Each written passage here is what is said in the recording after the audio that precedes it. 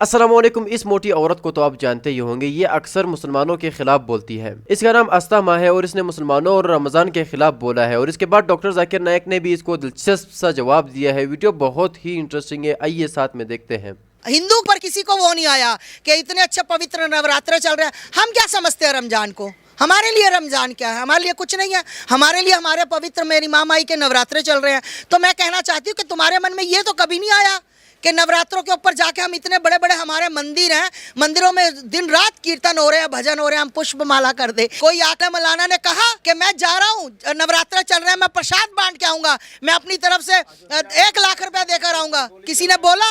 किसी ने नहीं बोला, किसी ने नहीं बोला।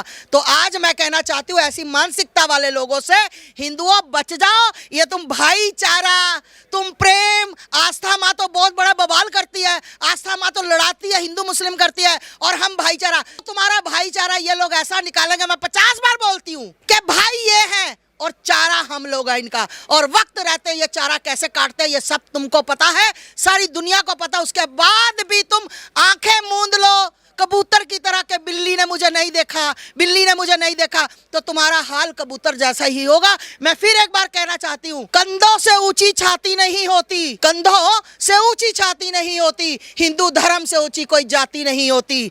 अगर दिया ही नहीं बचा तो भांति का क्या करोगे? अगर हिंदू धर्म नहीं बचा तो जाति का क्या करोगे? मेरा सवाल एक है, ये अपना हिंदुस्तान में जो है, पहले हिंदुज़म आया, बाद में बुद्धिज़्म आया, बाद में जैनिज़्म आया, और लास्ट में जाके सिखिज़्म आया। ये सब में कभी भी ऐसा झगड़ा लफड़ा बिपड़ा कुछ भी नहीं हुआ। इधर से जितना भी आया, जैसे जूइश है, बाद में क्रिश्चियंस है, बाद में इस्लाम है, ये तीनों में 1400 साल होने के बाद भी अभी तक क्यों लड़ाई झगड़े हैं? पहला सवाल ये है। दूसरा सवाल, आप जो टेररिस्ट का को जो भी कुछ डेफिनेशन दिए वो तो ठीक है, जान दे दो, मगर टेररिस्ट लोग इस्लाम को बदनाम करते। कुछ भी हो, आप उसके अगेंस्ट ये जो काम कर रहे हैं ये बहुत अच्छा है। दूसरी बात, ये अभी जो इराक में वो अच्छा काम नहीं किए, कोई भी हो, मुसलमान हो, हिंदू हो, रिलीजियस प्लेसेस को ऐसा नहीं करना चाहिए। जरा बराबर से सवाल। भाई साहब ने 2 सवाल पूछा है। पहला सवाल पूछा है कि हिंदुस्तान में पहले हिंदू धर्म आया, हिंदुइज्म आया, फिर बुद्धिज़्म आया, फिर जैनिज़्म आया, फिर सिखिज़्म आया, लफड़ा झगड़ा नहीं हुआ। लेकिन ये जुडाइज़म, क्रिश्चियनिटी, इस्लाम में हमेशा झगड़ा है। क्यों? आप शायद अपने मज़हब के बारे में नहीं जानते। आपने महाभारत पढ़ी? महाभारत पढ़ी आपने? पूरी महाभारत में झगड़ा ही झगड़ा है।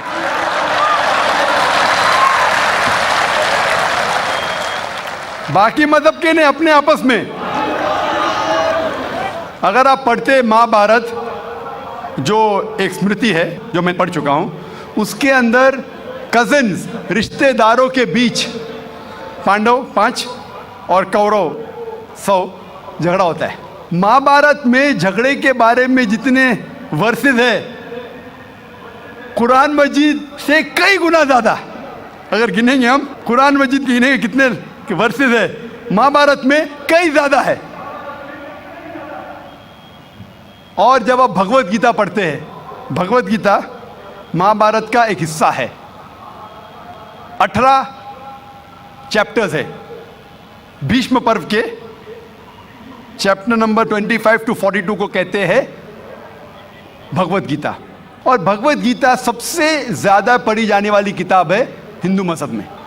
और यहाँ ये भगवत गीता श्री कृष्ण राय दे रहे, सलाह दे रहे, सजेशन दे रहे, एडवाइस दे रहे अर्जुन को। जब आप पढ़ते Bhagavad Gita chapter number 1 verse number 45-46, Arjun जंग के मैदान में अपने हथियार को ज़मीन पे रखता है और कहता है श्री कृष्ण से, मैं जंग के मैदान में निहत्था मरना पसंद करूंगा बनिस्बत अपने रिश्तेदारों से लड़ूं। ये कहता है, आपने पढ़ी होंगी। उसके फौरन बाद चैप्टर नंबर 2 वर्स नंबर 2 और 3 में श्री कृष्ण कहते हैं अर्जुन से, अर्जुन तुम इतने बुज़दिल कब से बन गए? तुम नपुंसक कब से बन गए? How have these impurities come in your heart?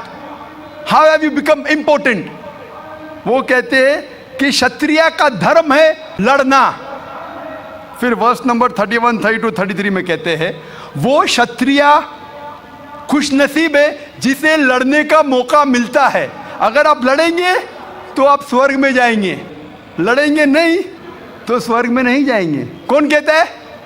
Shri Krishna advice देते हैं अर्जुन को। अगर मैं कहूँगा कि आपके श्री कृष्ण कहते हैं कि रिश्तेदारों का कत्ल करो, ये शैतानी हरकत है। अगर मैं कहूँगा कि आपके हिंदू मज़हब की किताब में सिखाया जाता है कि रिश्तेदारों का कत्ल करो, ये शैतानी हरकत है। वो हिंदू मुझसे कहता है लेकिन ये जंग है हक और बातिल के दरमियान। मैं बोला कुरान मजीद में भी वही लिखा है, हक और बातिल के दरमियान। मैं जानता हूँ हिंदू मज़हब में ये नहीं लिखा है कि रिश्तेदार कत्ल करो, लेकिन हक के लिए लड़ना भी पड़े, नो प्रॉब्लम। चाहे वो आपके रिश्तेदार हो, चाहे वो आपके वालिदैन हो, नो प्रॉब्लम। तो ये श्री कृष्ण कहते अर्जुन से। और जो क्रिटिक्स ऑफ इस्लाम उछालते मोहम्मद सल्लल्लाहु अलैहि वसल्लम की हदीस को, सही बुखारी की जिल्द नंबर 4 हदीस नंबर 46 किताब जिहाद में अल्लाह के रसूल कहते कि जो भी मुजाहिद जिहाद के लिए जाता है, अगर उसका कत्ल होता है तो वो जन्नत पे जाता है, अगर वो जिंदा वापस लौटता है तो उसे इस दुनिया का माल मिलता है। अक्सर क्रिटिक्स इंक्लूडिंग अरुण शूरी इस हदीस को उछालकर कहते कैसा मजहब है, लड़ने को कहता है, मर जाते लड़ाई में तो जन्नत मिलती है, वरना इस दुनिया की दौलत। अगर आप भगवत गीता पढ़ेंगे चैप्टर नंबर 2 वर्स नंबर 37, उसमें श्री कृष्ण कहते हैं अर्जुन से, अर्जुन उठो और लड़ो। अगर आप मर जाएंगे, कत्ल हो जाएगा, आप जाएंगे स्वर्ग में। अगर जिंदा वापस लौटेंगे तो दुनिया की दौलत मिलेंगी। हू बहू जो सही बुखारी में मोहम्मद सल्लल्लाहु अलैहि वसल्लम ने कहा, वही कहते श्री कृष्ण अर्जुन से। मुझे लगता है कि अरुण शूरी ने भगवत गीता पढ़ी नहीं। अगर पढ़ी होती तो इस्लाम के खिलाफ नहीं लिखते। तो आपको सही जानने के लिए दोनों किताबों का मुताला करना पड़ेगा। आप कह रहे हिंदुइज्म आया, बुद्धिज्म आया। अशोका क्या किया? लाखों लोगों को मारा। आप बोलते कत्ल हुआ ही नहीं। आप शायद भूल गए, आपने हिंदुस्तान की तारीख पढ़ी ही नहीं। तो हिंदुस्तान की तारीख आप पढ़ेंगे, यहाँ भी कई लाखों लोगों का कत्ल हुआ है।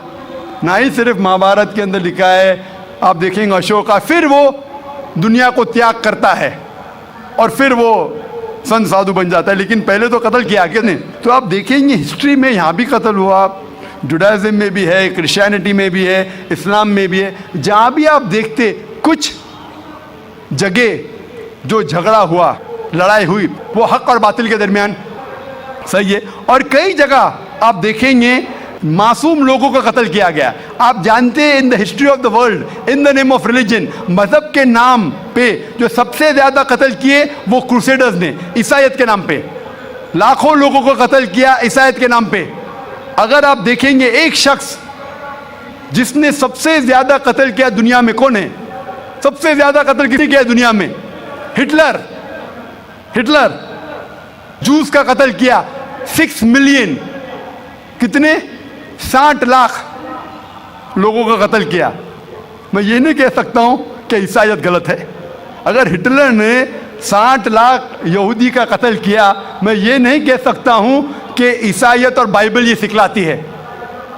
मैं बाइबल पढ़ा हूं, क्योंकि हिटलर ने 60 लाख यहूद का कत्ल किया, हम ईसाईयत को दोष नहीं दे सकते। लेकिन मैं जानता हूं कि ईसाईयत के नाम पे जो होली वॉर कहा जाता है, क्रूसेडर्स ने हजारों लोग को अपने सिर्फ मजहब को कन्वर्ट करने के लिए लाखों लोग का कत्ल किया। तो आप देखेंगे कई तारीख है, हिंदुस्तान में है, हिंदुस्तान के बाहर भी है, हिंदुइज्म में भी है, बुद्धिज्म में भी है, आप देखेंगे क्रिश्चियनिटी में भी है, इस्लाम में भी है। लेकिन जब टकराव होता है हक और बातिल का, तो हक के लिए बातिल के खिलाफ हमें लड़ना ज़रूरी है। तो ये आपकी गलतफहमी है। आपका दूसरा सवाल, क्या टेररिस्ट लोग ने, कुछ टेररिस्ट लोग ने इस्लाम को बदनाम किया है, और आपने कहा कि हम अच्छा काम कर रहे हैं, हक को फैला रहे, अमन को फैला रहे। आप कहते हैं, कुछ हद तक सही कहते, जैसे मैंने कहा कि जो मीडिया जिसे टेररिस्ट कहती है, वो टेररिस्ट कौन से टेररिस्ट है वो हमें जानना ज़रूरी है, कौन से टाइप के टेररिस्ट है, कि वो जो लोग जो गलत काम कर रहे हैं उनके दिल में दहशत पैदा करे तो सही किस्म के टेररिस्ट है। जैसे भगत सिंह टेररिस्ट था लेकिन अच्छा था, उस तरीके से अगर कोई मुसलमान गलत लोगों के साथ लड़ रहे हैं हक के लिए तो सही है। लेकिन मैं ये भी जानता हूँ कि there are black sheep in a community, कुछ मुसलमान सिर्फ नाम के लिए, और अक्सर लोग समझते ना ही गैर मुस्लिम मुसलमान भी समझते हैं, वो जिहाद क्या समझते हैं, अगर कोई भी मुस्लिम किसी वजह से लड़ रहा है, चाहे वो ज़ाती फ़ायदे के लिए हो, चाहे वो नाम के लिए हो, चाहे पैसा के लिए हो, चाहे ज़मीन के लिए, उसे कहते हैं जिहाद। ये गलत फहमी है। जिहाद के माने ये नहीं कि कोई भी मुसलमान कोई भी जो जंग करता है, चाहे ज़ाती फ़ायदे के लिए हो, चाहे नाम के लिए हो, पैसे के लिए हो, ज़मीन के लिए हो, उसे जिहाद नहीं कहते। जिहाद आता है लफ्ज़ जहादा से, means to strive, to struggle. जिहाद इस्लामिक टर्मिनोलॉजी में to fight against one's own evil inclination, हमारी खुद की गलत नफ्स से झगड़ना, जिहाद करना, उसे कहते हैं सही जिहाद। माशरे को सुधारना को कहा गया है जिहाद। जंग के मैदान में सेल्फ डिफेंस में लड़ना उसे कहा गया जिहाद। तो मीडिया इसे गलत फैला रही है। अगर आप जानना चाहते हैं कि सही में टेररिस्ट कौन है जो सही तौर पे मासूम लोग के दिल में दहशत पैदा कर रहा है, नंबर 1 टेररिस्ट आज की तारीख में, पुरानी बात छोड़ दीजिए, आज के तारीख में मासूम लोगों के दिल में दहशत पैदा कर रहा है, मेरे हिसाब से नंबर 1 टेररिस्ट है जॉर्ज बुश। आप जानते हैं कि सबसे ताकतवर मुल्क यूएसए, सबसे कमजोर मुल्क अफगानिस्तान पे बम फेंक रहा है। ये क्या मर्दानगी है क्या? इसे मर्दानगी कहते हैं। बम फेंक रहा है ऊपर से, और हम देखते हैं किसके लिए इल्ज़ाम लगाते बिन लादेन पे। मैं बिन लादेन का दोस्त नहीं हूँ, मैं ये नहीं कहता हूँ बिन लादेन अच्छा है कि बुरा है। ओसामा बिन लादेन को मैं मिला नहीं हूँ, मैं जानता भी नहीं हूँ, तो ये मैं नहीं कहता हूँ कि ओसामा बिन लादेन टेररिस्ट है क्या नहीं। लेकिन अगर मान भी लो, जितने प्रूफ है सब गलत है। अफगानिस्तान बोलती है यूएसए से आप हमको प्रूफ दो, वो प्रूफ देते मुशर्रफ को, टोनी ब्लेयर को। प्रूफ मांग रहे अफगान लोग, दे रहे मुशर्रफ को, टोनी ब्लेयर को। ये किधर का इंसाफ है? क्योंकि उनके पास प्रूफ है ही नहीं। अगर मान भी लो बहस के तौर पे, फॉर सेक ऑफ आर्ग्यूमेंट, अगर एक शख्स ने ऐसा गलत काम किया, आप एक शख्स के लिए क्या सारे देश के ऊपर बम डाल सकते? 1000 लोग का कत्ल कर रहे, क्या हक है उनको? फिर जाते इराक के पास 1000 लोग को मारते। मैं ये नहीं कहता सद्दाम हुसैन अच्छा इंसान है, मैं ये नहीं कहता हूँ, मैं जानता हूँ काफ़ी गलतियाँ की, लेकिन जो इराकी लोग सद्दाम हुसैन के टाइम पे जो उनको तकलीफ हो रही थी, अभी उससे कई ज़्यादा हो रही है, कई ज़्यादा। कौन कर रहा है? George Bush. ये तो मैंने 5 साल पहले कहा था ऑस्ट्रेलिया में, जब मुझे अमेरिकन कॉन्सुलेट ने पूछा था सवाल कि do you consider Osama bin Laden terrorist, तो मैंने उस वक्त कहा था, चंद महीने बाद, 2-3 महीने बाद, 11 सितंबर के बाद, I consider number 1 terrorist to be George Bush, और हेडलाइंस में आया था। आज तो कई लोग कहते हैं कि जॉर्ज बुश टेररिस्ट नंबर 1 है। अमेरिका में भी जब एक सर्वे हुआ था, एक प्राइवेट ऑर्गेनाइजेशन ने सर्वे की थी यूएसए में, जानने के लिए 3 नाम दिए उनने, कौन सबसे बड़ा टेररिस्ट है, Osama bin Laden, Saddam Hussein या जॉर्ज बुश। नंबर 1 हमेशा जॉर्ज बुश है। गैर मुस्लिम भी कहते हैं सबसे नंबर 1 टेररिस्ट है जॉर्ज बुश। सबसे लोएस्ट परसेंटेज उसको मिला 73%, और कुछ लोग ने 78% लोग ने कहा कि टेररिस्ट नंबर 1 जॉर्ज बुश। अभी उन्हें पता लग रहा है 5 साल बाद, 6 साल बाद, मैं तो पहले कहा था। तो आप मुझसे पूछेंगे कि ये मीडिया ऐसे लोग को लेके उछाल रही है और मीडिया बदनाम कर रही, जो हालात हो रहे हैं, कोई भी मजहबी, चाहे टेम्पल हो, चाहे चर्च हो, चाहे मस्जिद हो, कुरान में लिखा है उसको डिस्ट्रॉय नहीं करना चाहिए।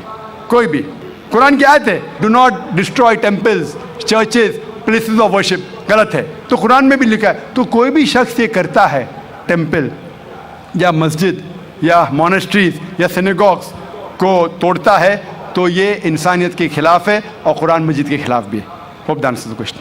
तो दोस्तों, ये था डॉक्टर जाकिर नायक का खूबसूरत सा लेक्चर। डॉक्टर जाकिर नायक ने जिस तरह खूबसूरत सा लेक्चर दिया आतंकवाद और दहशतगर्दी के बारे में, कि मुसलमान दहशतगर्द नहीं है, इस्लाम के ख़िलाफ़ बहुत से लोग ये प्रोपेगेंडा फैलाते हैं कि मुसलमान ही खालिद शरगर्द हैं। उसने 2-3 कहानियाँ सुनाई। उम्मीद है कि आपको वो सारी कहानियाँ समझ आई होगी।